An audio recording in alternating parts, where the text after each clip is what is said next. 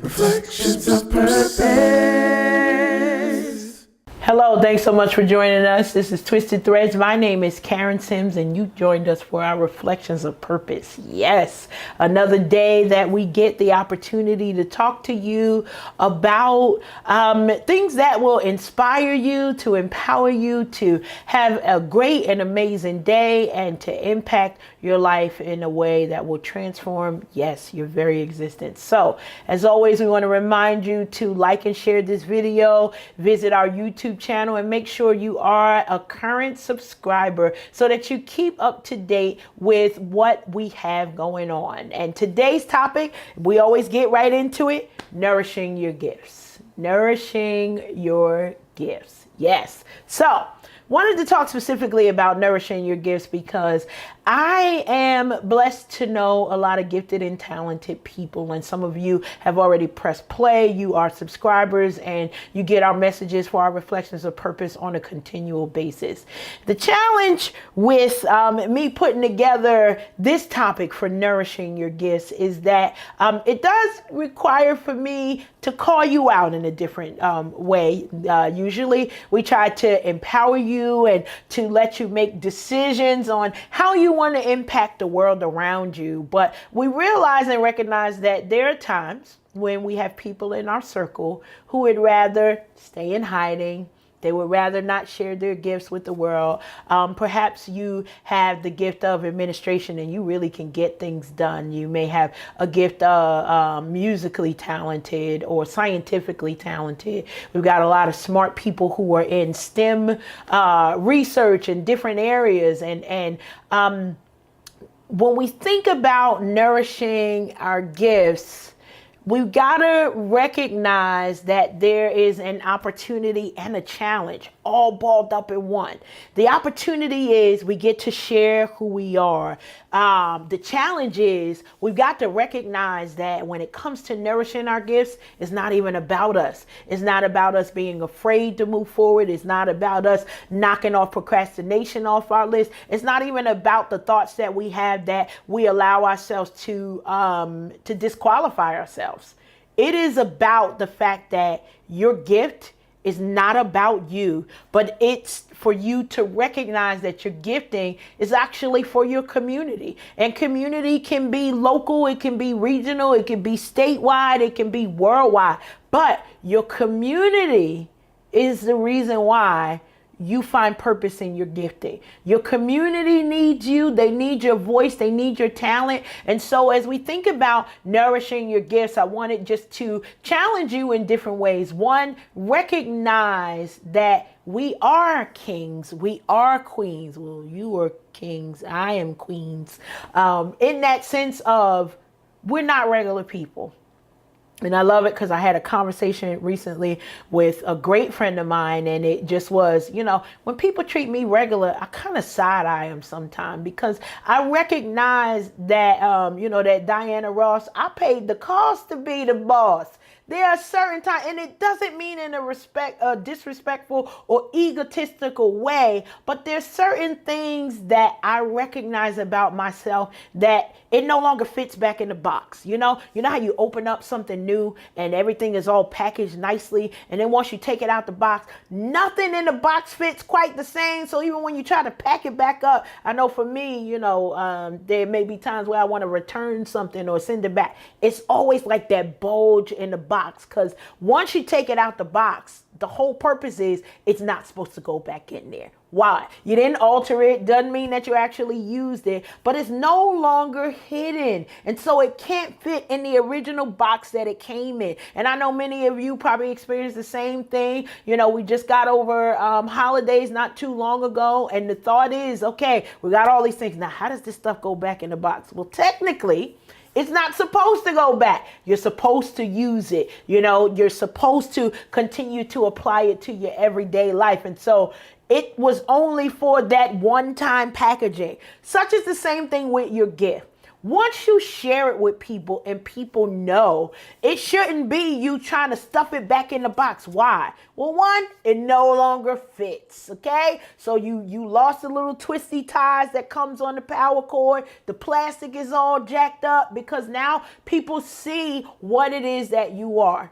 Now it's time for you to celebrate the gifting that's now out of the box. That means that if you are an encourager, if you got a special talent, people now know that about you. I share my gifting of me being a life coach, and people, they're like, yes, this is what you've been doing like your whole time. Well, now it's a certifiable thing. And I love it because it gives me an opportunity to no longer shrink back. And so I often say to you all, these messages are for me first, and then I join you in on the conversation so that we can push it further. But recognizing that your gifts are for your community and they're not for you, the next thing is stirring up your gift. And it used to be a gospel song, and it was literally called Stir Up Your Gift. And we clap and lay your hands on me so that we could stir up the gifts. Well, when we think about that, don't all y'all be touching me. I ain't really down for all that personal space. Let's respect it.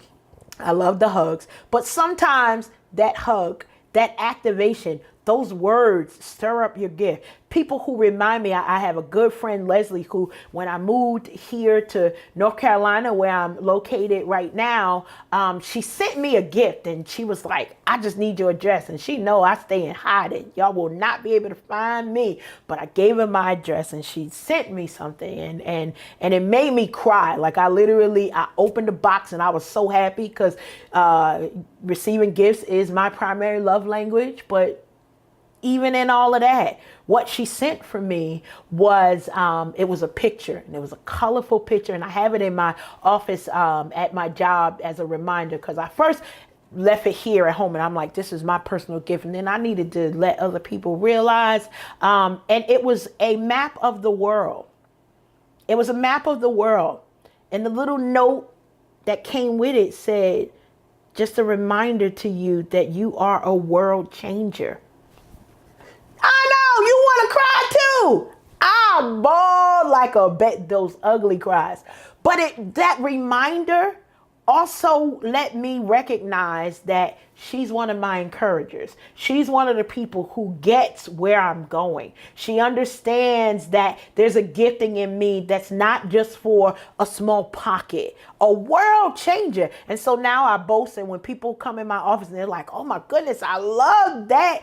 I love that picture of the world. And it's a map of the world, all different colors, and purple and red and blue and orange and yellow. I love the picture, but then I get to tell the story. But like, let me tell you the story behind this picture, okay? And now I'm activated in a different way because somebody recognized the gifting in me.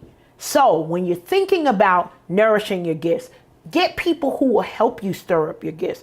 Now, a lot of times it allows you the opportunity to get like-minded people. So if you're an actor, get around other actors. If you're a movie maker, get around other movie makers. Sometimes those type of things of just being with like-minded people inspires your passion in a way that causes your baby to leap. You know, those projects, be like, wow, I could do that. I love going to different places, and because I'm a process improvement person, I'll look and see something that somebody has done, and then in my mind it's like, okay, and this is how we could do it better. Now that's a gift for me. That's a gift. I've also been trained in change management. I understand that you got to let go of a thing in order to pick up something else. These are important things, and it's important for you to recognize that you have gifts. And I think that as adults, we are not always taught that the fact that we do have gifts in our lives. And so if nobody told you before, Karen Sims is here to tell you, you are a gift.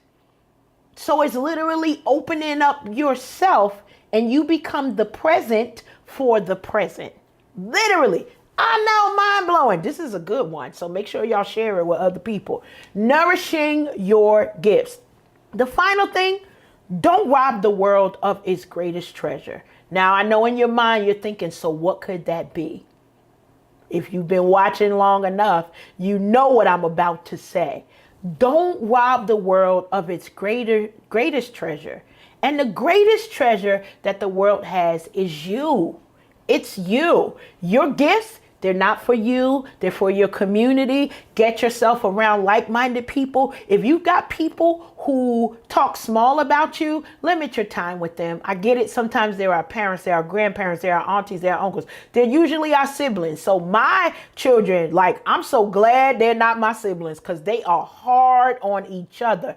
But they know how to say the things to motivate one another. Get you around some people who are going to motivate you to be great. That's the purpose of these reflections of purpose. It's so that we can inspire and impact your life to be transformed into something new. Nourishing your gifts, get around some like-minded people.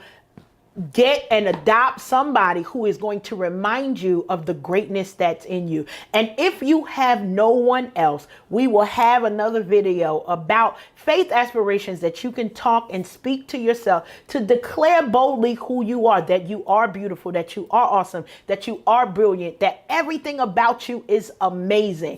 Share and like this video. Make sure to get to our YouTube channel. I'm going to keep on saying that because I know this is a good message and we don't want to keep it to ourselves.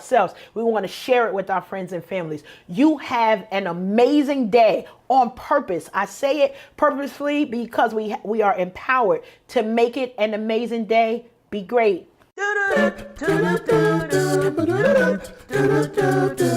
Reflections of purpose.